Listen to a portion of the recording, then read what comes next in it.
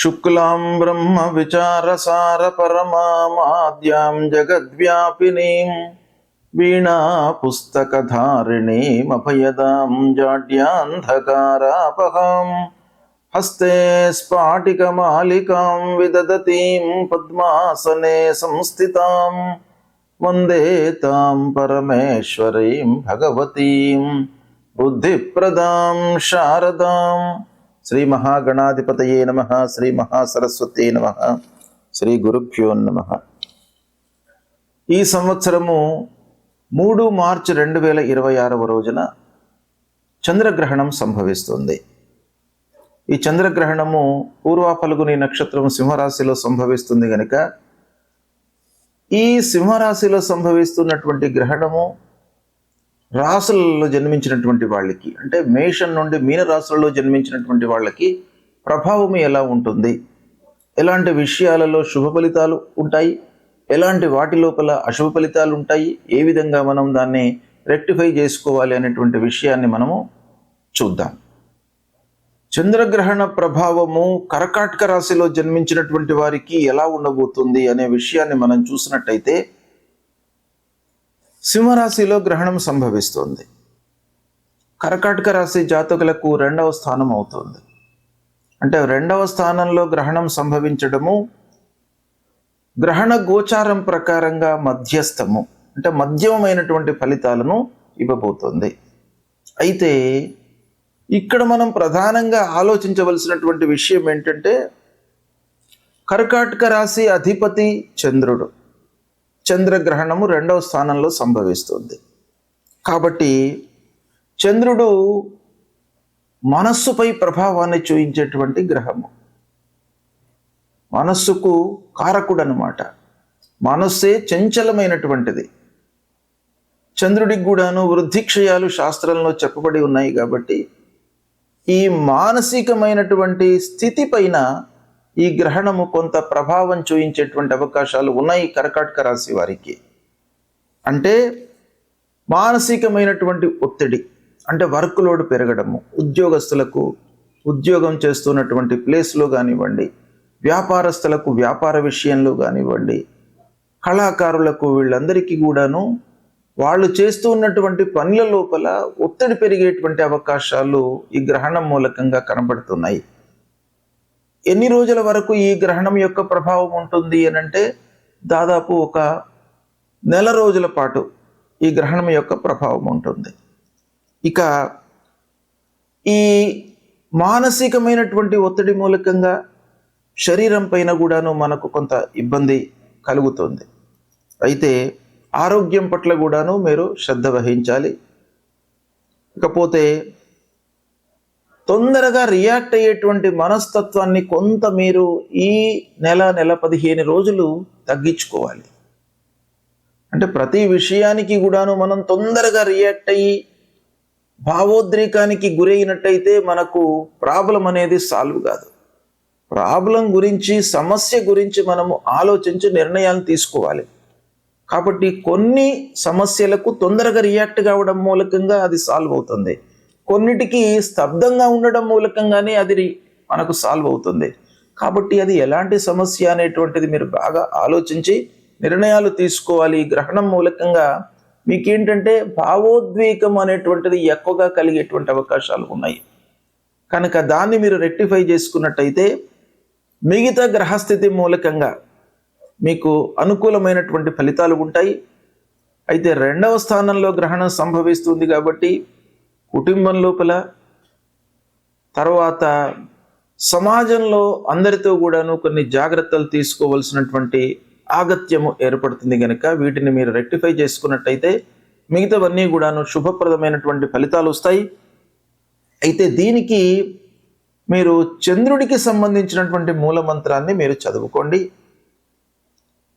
తర్వాత మీకు తోచినటువంటిది వస్త్రదానము, పుస్తక దానము మీరు చేయండి. గ్రహణానంతరం చేసినట్టయితే మీకు ఈ గ్రహణ గోచారం మూలకంగా శుభ ఫలితం కలుగుతుంది.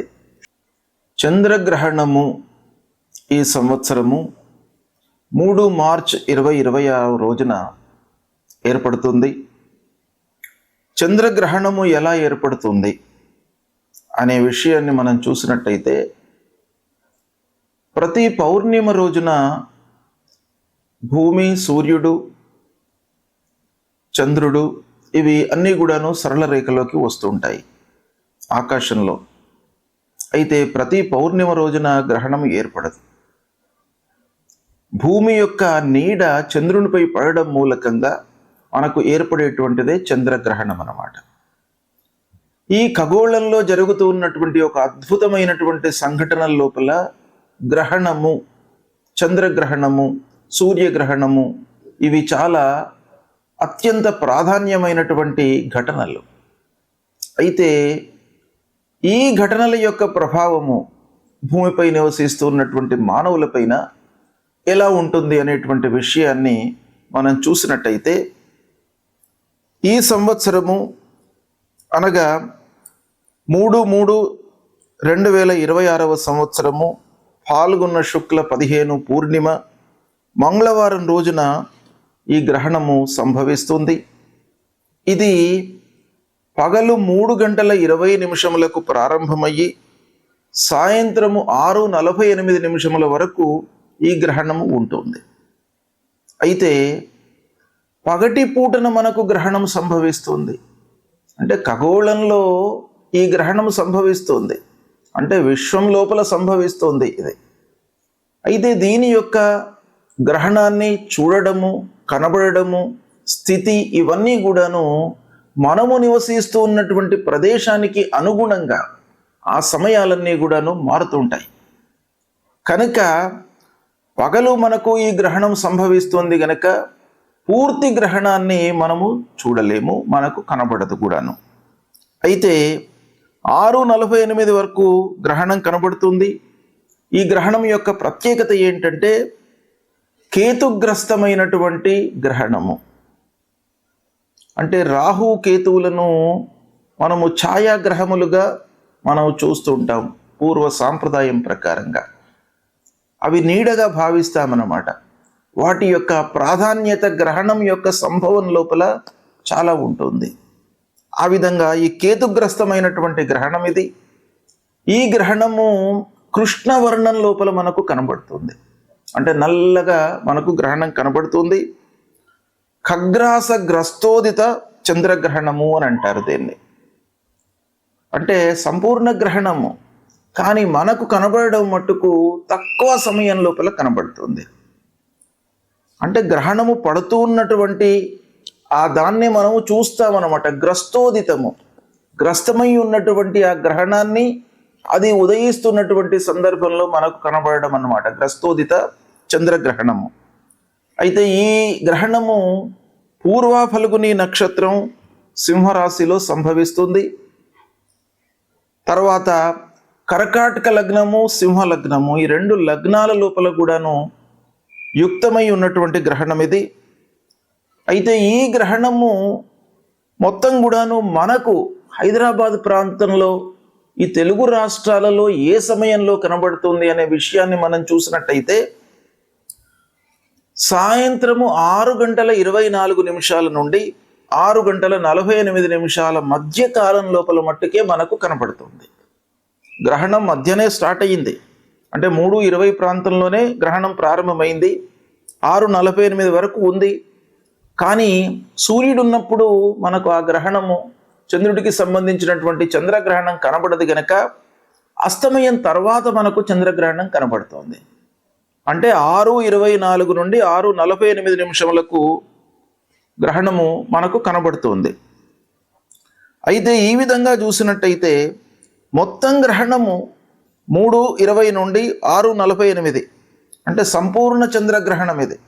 3:30 వరకు గ్రహణం కనబడుతుంది. మనకు ఈ ప్రాంతంలో కనబడదు, కానీ ఖగోళంలో 3:30 ఈ గ్రహణం మొత్తం సంభవిస్తుంది. మనకు కనబడేది మట్టుకు 24 నిమిషాలు మాత్రమే హైదరాబాద్లో.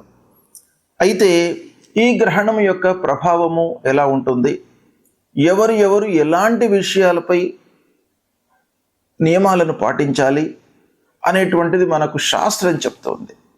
మన హిందూ ధర్మంలో గ్రహణానికి అత్యంత ప్రాధాన్యత ఉంది. అంటే గ్రహణ నియమాలను పాటించాలి. గ్రహణ సమయంలో పునశ్చరణ చేసుకోవాలి.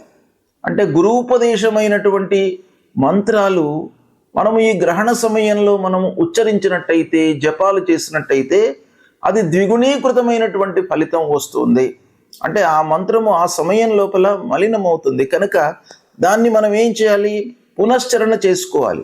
అంటే ఆ సమయం లోపల మళ్ళీ దాన్ని ఒక మహిమాన్వితమైనటువంటి ఆ మంత్రంగా మనము మళ్ళీ యథావిధిగా ఉంచుకోవడానికై ఆ గ్రహణంలో తప్పకుండా మనం చేసుకోవాలి అనేటువంటిది శాస్త్రం చెప్తోంది.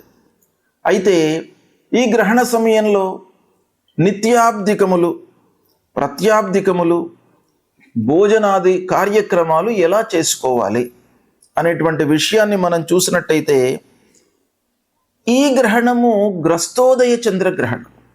ఈ గ్రస్తోదయ చంద్రగ్రహణం లోపల యామ చతుష్టయం వేద అని మనకు శాస్త్రం చెప్తోంది.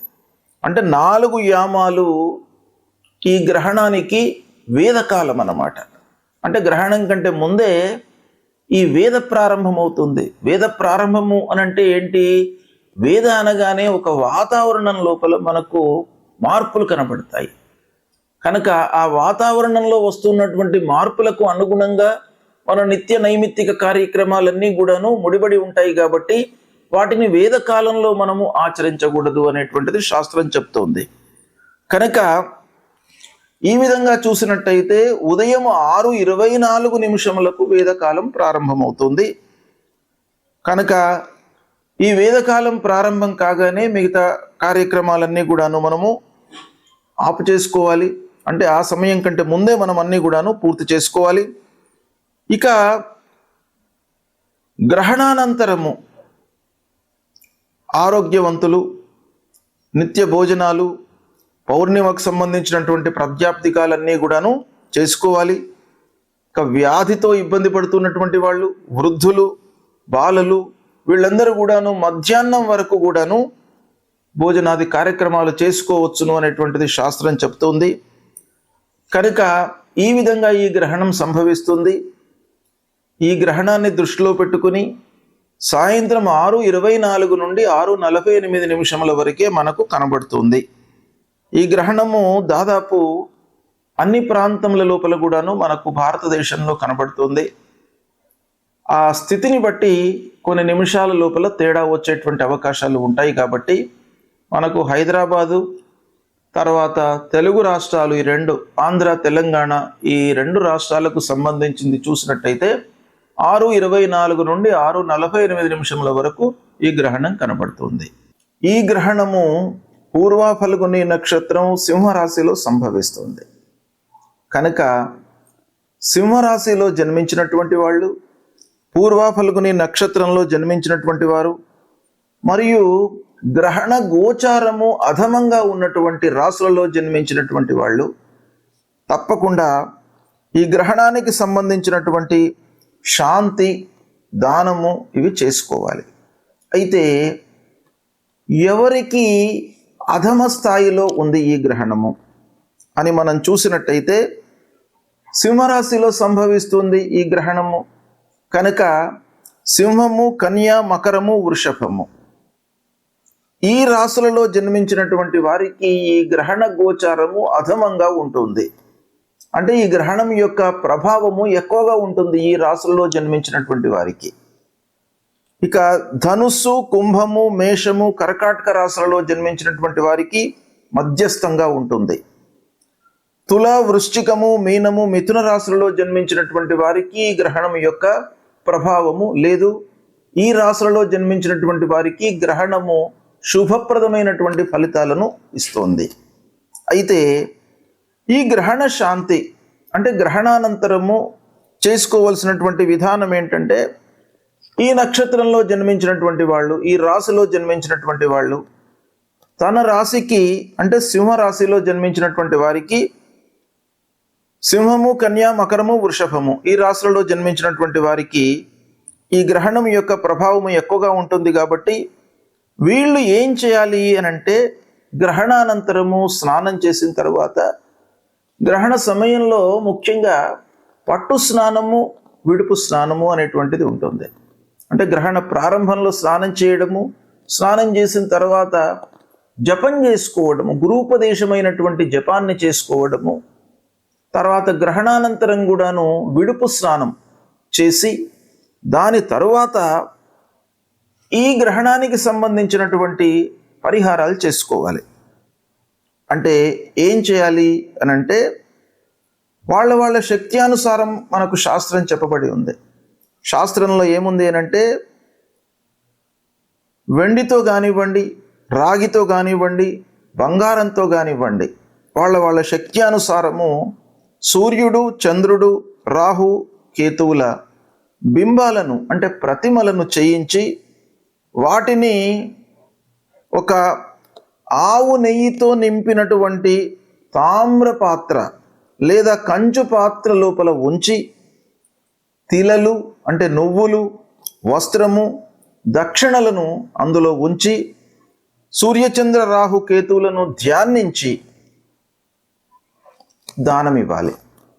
అంటే యథాశక్తిగా దానికి పూజ చేసిన తర్వాత ఆ బింబాలను ఒక బ్రాహ్మణునికి కానివ్వండి, లేదా అర్చకుడికి కానివ్వండి, లేదా దేవాలయంలో నిత్యం కూడాను భగవంతుడి సేవలో నిమగ్నమై ఉన్నటువంటి వాళ్ళకు ఎవరికైనా కూడాను ఇది దానం ఇవ్వచ్చును. దానం ఇస్తున్నటువంటి సమయంలో మీరు ఆ ధ్యాన శ్లోకాన్ని మట్టుకు చదువుకోవాలి, సంకల్పం చేసుకోవాలి. సంకల్పం ఏం చేయాలి? మమ జన్మ నక్షత్రే మమ జన్మ రాశి, ఈ రాశి లోపల మనకు గ్రహణం సంభవిస్తుంది గనక నేను ఇది ఇస్తున్నాను దానము అనేటువంటిది సంకల్పం చేసుకొని, తమోమయ మహాభీమ సోమసూర్య విమర్దన హేమతార ప్రధానేన మమ శాంతి ప్రదోభవ. ఆ దానం ఇచ్చేటువంటి సమయం లోపల మనం ఈ శ్లోకం తప్పకుండా ఉచ్చారణ చేసి దానం ఇవ్వాలి. అంతేకాకుండా విదుంతుద నమస్తుభ్యం సింహికా నందనాచ్యుత దానే నానేన నాగస్య రక్షమాం వేదజాత్ భయం. అంటే ఈ గ్రహణం వలన ఉద్భవించినటువంటి భయము, ఆందోళన, తర్వాత అనారోగ్య సమస్యలు, ఇవన్నిటి నుండి కూడాను మమ్మల్ని కాపాడండి అనేటువంటి ఒక కోరికతో, ప్రార్థనతో మనం చేసి ఇది దానం ఇవ్వాలి. ఇచ్చినట్టయితే మనకు ఆ గ్రహణం మూలకంగా కలిగేటువంటి దుష్ప్రభావము దూరం అవుతుంది. శుభం.